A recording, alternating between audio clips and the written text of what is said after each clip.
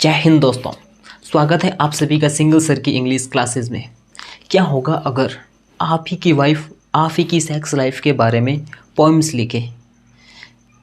According to our Indian society आप तो जीते जी मर जाएंगे, लेकिन एक ऐसी ही पोइम लिखी है हमारी इंडियन पोइट कमला दास ने, जिसमें वो अपने हस्बैंड को कृष्ण मानती हैं और खुद को कृष्ण की प्रेमिका।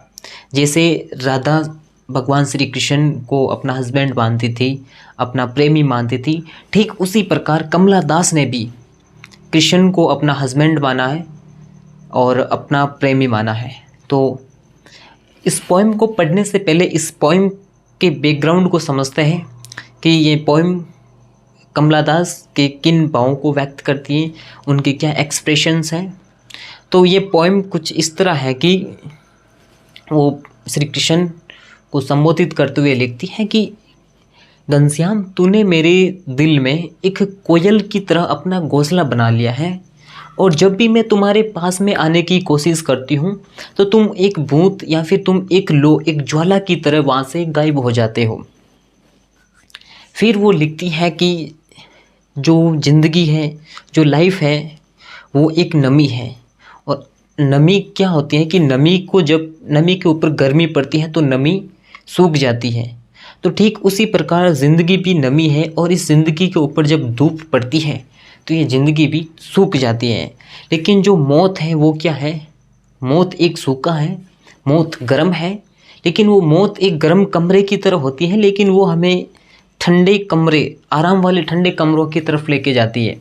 फिर वो लिखती है कि जो मेरा लवर है वो और मैं एक भूसी या भूसा, जिसे हम पराली भी बोलते हैं, यानी जो अनाज का कचरा होता है, उससे एक गेम खेलते हैं, और उस खेल के अंदर उसको मेरे शरीर की ज़रूरत होती है और उसके शरीर को मेरी ज़रूरत होती है। और जब उसकी हवस शांत हो जाती है तो वो मुझसे मुंह मोड़ लेता है। ये कुछ इस तरीके से ये पोइम है। तो आइए पढ़ते हैं इस पोइम को, जिसका नाम है घनश्याम और लिखा है कमला दास ने। Ghanshyam, you have like a koel but your nest in the arbour of my heart. Ghanshyam, तुम एक कोयल की तरह हो जिसने मेरे हृदय में, जिसने मेरे दिल में एक घोंसला बना लिया है। क्या बना लिया है? तूने मेरे दिल में घोंसला बना लिया है। My life until now a sleeping jungle. मेरी जो ज़िंदगी है, मेरी ज़िंदगी अभी तक एक सोता हुआ जंगल है। Is at last stir with music, जो संगीत के साथ में उत्तेजित है। यानी मेरी ज़िंदगी क्या है? एक सोता हुआ जंगल है जो म्यूजिक के साथ में उत्तेजित है। यानी कि आपका जो म्यूज़िक है, जो मैं आपकी भक्ति करती हूँ, उस भक्ति का जो म्यूज़िक है उसी में वो उत्तेजित है। You lead me along a route I have never now before. तुमने मुझे वो रास्ता दिखाया है। कमला दास है भगवान श्री कृष्ण को संबोधित करते हुए लिखती है कि आपने मुझे वो रास्ता दिखाया है जिसे मैं पहले कभी नहीं जानती थी। But at each turn when I near you, लेकिन हर बार जब मैं आपके पास में होती हूँ, जब मैं आपके पास में आती हूँ, like a spectral flame you vanish. तुम किसी स्पेक्ट्रल यानी स्पेक्ट्रल फ्लेम यानी किसी भूत की तरह, किसी भूतिया आत्मा की तरह वहाँ से क्या हो जाते हो? गायब हो जाते हो। क्या हो जाते हो? गायब हो जाते हो। यानी कवित्री लिखती है कि जब भी मैं आपके पास में आती हूँ तो आप वहाँ से क्या कर जाते हो? गायब हो जाते हो। The flame of my prayer lamp holds captive my future. मेरी प्रार्थना का जो दीपक है, मेरी प्रार्थना का जो दीपक है, मेरा जीवन उसी की लो में बंधा हुआ है। फ्लेम, फ्लेम का मतलब होता है लो, फ्लेम का मतलब होता है लो। और प्रेयर लैम्प यानी प्रार्थना का दीपक। कैप्टिव का मतलब बंधा हुआ है। क्या है? बंधा हुआ। यानी मेरी प्रार्थना का जो दीपक है तो उसी की लो में मेरा भविष्य बंधा हुआ है।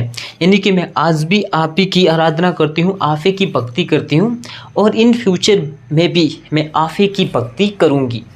आई gaze into the red eyes of death. मैंने मौत की लाल आँखों के अंदर देखा। किस में देखा? मैंने मौत की लाल आँखों में देखा। The hot stars of truth unveiled, सच्चाई के उन गर्म सितारों को। मैंने मौत की लाल आँखों में सच्चाई के उन गर्म सितारों को देखा। अनवेल्ड, जो क्या थे? बिना ढके हुए, बिना ढके हुए, यानी बिना किसी कंवर के थे। कैसे थे? बिना कंवर के।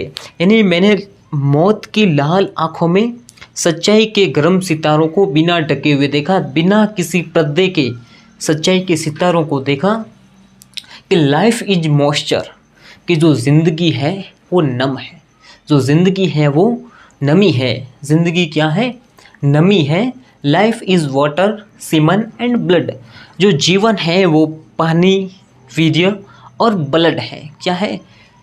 ज़िंदगी वाटर, सीमन एंड ब्लड, पानी, वीर्य और खून की तरह है। यानी कि जैसे नमी के ऊपर गर्मी पड़ती है और वो सूख जाती है, ठीक उसी प्रकार जो मनुष्य का जीवन होता है वो जब उसकी उम्र बढ़ती है तो वो भी धीरे धीरे क्या कर जाता है? बूढ़ा हो जाता है, उसका जीवन भी सूख जाता है।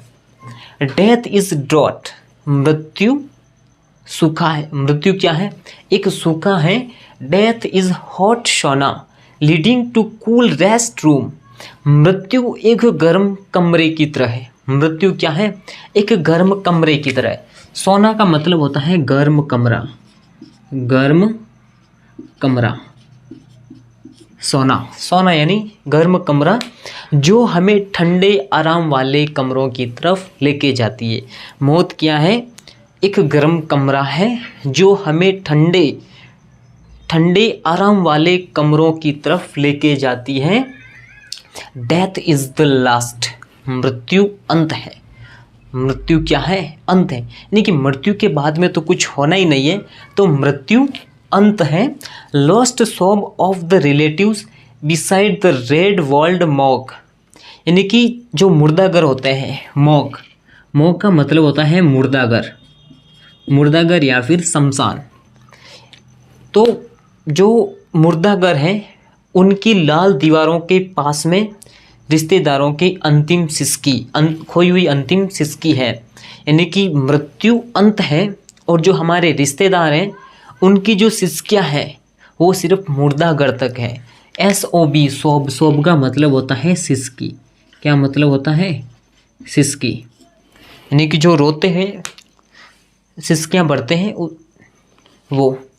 तो जो lost sob of the relatives, यानी कि संबंधियों की, अपने रिश्तेदारों की जो खोई हुई सिसकी है वो सिर्फ मुर्दाघर की लाल दीवारों तक है। यानी कि जो आपके रिश्तेदार हैं वो सिर्फ शमशान तक रोने वाले हैं, उसके बाद में आपको कोई याद नहीं करने वाला। ओ घनश्याम, ओ श्याम, माई घनश्याम, ओ श्याम मेरे Ghanshyam, with words I wave A raiment for you, मैं शब्दों के साथ में या फिर मैं शब्दों से तुम्हारे लिए कपड़े बुनती हूँ। कवित्री कहती है कि मैं शब्दों से तुम्हारे लिए कपड़े बुनती हूँ। रेमेंट का मतलब होता है कपड़े, रेमेंट का मतलब होता है कपड़े, और वेव का मतलब होता है बुनना। वेव यानी बुनना। तो मैं शब्दों से तुम्हारे लिए कपड़े बुनती हूँ। विथ सॉन्ग ए स्काई, और आकाश के अंदर गाने लिखती हूँ। क्या करती हूँ? शब्दों से, तो शब्दों से मैं कपड़े बुनती हूँ और आकाश में गीत। With such music I liberate in the oceans their fervid dances, और ऐसे संगीत से, यानी कि जो मैंने आपके लिए गाने लिखे हैं, जो मैंने आपके लिए कविताएं लिखी है, उन गानों से, उन गानों में इतनी ताकत है कि उससे मैं समुद्र को भी क्या करवा सकती हूँ? डांस करवा सकती हूँ। यानी उन गानों का जो म्यूजिक है, उस म्यूजिक में, उस संगीत में इतनी ताकत है कि उस संगीत को सुनकर शायद समुद्र भी नाचने लगे। समुद्र भी क्या करने लगे? नाचने लगे। लिबरेट, लिबरेट का मतलब होता है मुक्त करना। लिबरेट यानी मुक्त करना या फिर आज़ाद करना। तो जो मेरा संगीत है, म्यूजिक है, उसको सुनकर समुद्र भी नाचने लगे। We played once a husk game my lover and I, कि मेरे प्रेमी और मैंने एक बार हस्क यानी भूसी का खेल खेला। वर्ड आया है हस्क यानी भूसी या भूसा, जो अनाज का कचरा होता है, जिससे अनाज अलग कर लिया जाता है और जो पीछे कचरा बचता है उसको बोलता है भूसा, भूसी या फिर पराली। तो हमने यानी कि मैंने और मेरे प्रेमी ने एक बार भूसी का खेल खेला। हिज बॉडी नीडिंग माइन, तो उसके शरीर को मेरी ज़रूरत थी। क्या थी? मेरे प्रेमी को मेरे शरीर की ज़रूरत थी। His ageing body in its pride needing, उसके बुढ़े शरीर के अभिमान को ज़रूरत थी। उसके एजिंग का मतलब होता है बूढ़ा। एजिंग का मतलब क्या है? बूढ़ा।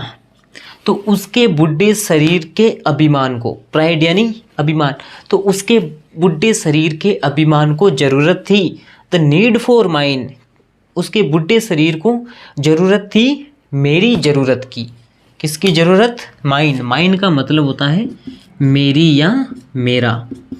तो उसके बुढ़े शरीर के अभिमान की ज़रूरत को मेरी ज़रूरत थी।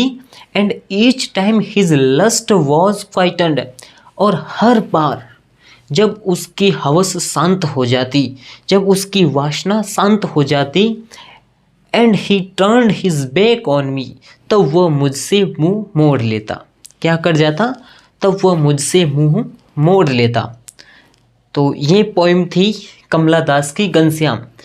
बट अभी तक हम इसको आधा ही पढ़ पाए हैं। आधी पोइम हम नेक्स्ट पार्ट में पढ़ेंगे। अगर आपको ये पोइम अच्छी लगी है तो कमेंट करना, वीडियो को लाइक करना और चैनल को सब्सक्राइब करना। तब तक के लिए जय हिंद, और सेकेंड पार्ट देखना मिस मत करना।